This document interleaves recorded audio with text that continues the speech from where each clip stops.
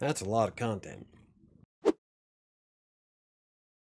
Hello, I'm Michael with WriterSanctuary, and I am working towards writing 1 million words in 2022.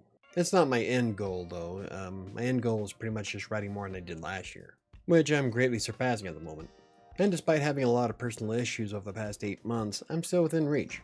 Now, if you only write from Monday through Friday, that's only 3,847 words per day.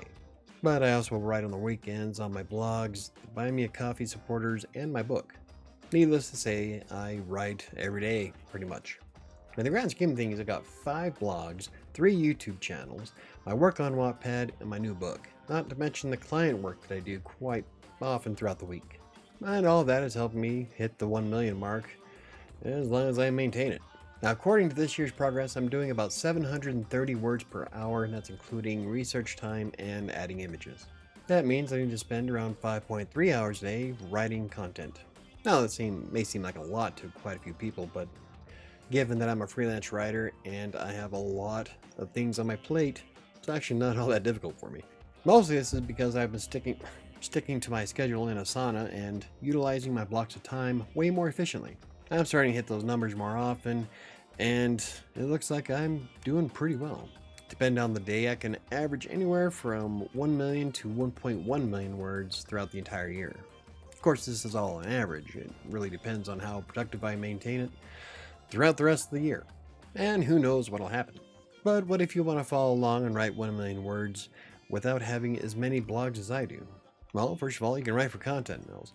Now, I'm a big fan of TextBroker, and although they don't always have a lot of work available, there's plenty of content mills out there. Remember, when I first started, I was writing TextBroker, Writer Access, and Fiverr at the same time. I had all 3 tabs open, I just go back and forth, whoever had the most work. But then you also have constant content, and there's a lot of websites out there. You can also find some more private clients. Probably one of the best ways to do that, though, is to get on LinkedIn and fill out your profile and start sending out some feelers. Most of the opportunities I've come across do come from LinkedIn, so it's probably one of the better places for a freelance writer. You can also write for Vocal, Hub Pages, and Medium. In fact, a large chunk of the words I wrote this year so far were on Vocal when I did the 30 days of blogging on it.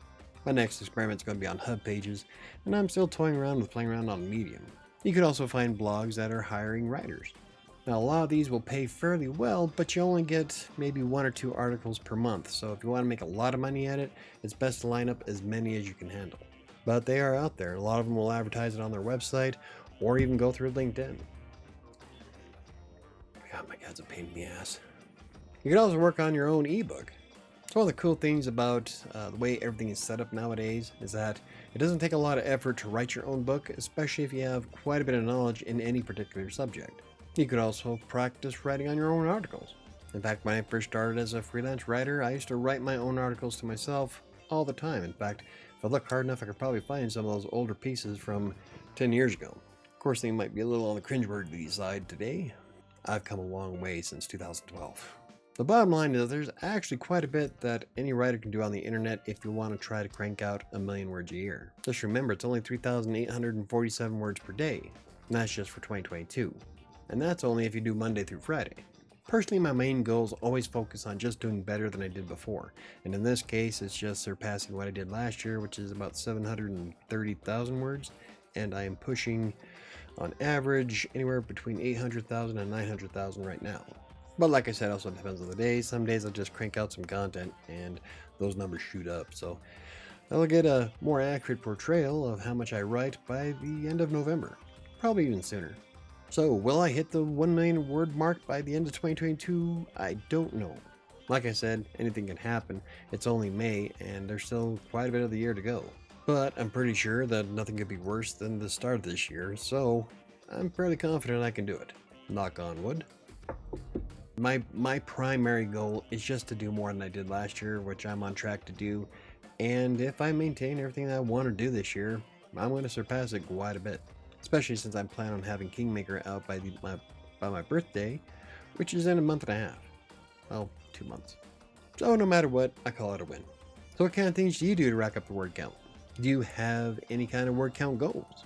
So anywho, that's how things are progressing so far, and I'm pretty excited to see what the rest of the year handles or comes with. And I don't know, we'll have to see, because There's a lot of things I have in the works, in the background. I just got to make sure I get enough time in the day to do them all. But I'm in it to win it, so there we go. If you enjoyed the video, hit the like button. For more videos about self-publishing, freelance writing, blogging, or anything else I cover, hit the subscribe button. Don't forget to hit the notification bell. I think it's going to do it for me today, and I'll see you next time.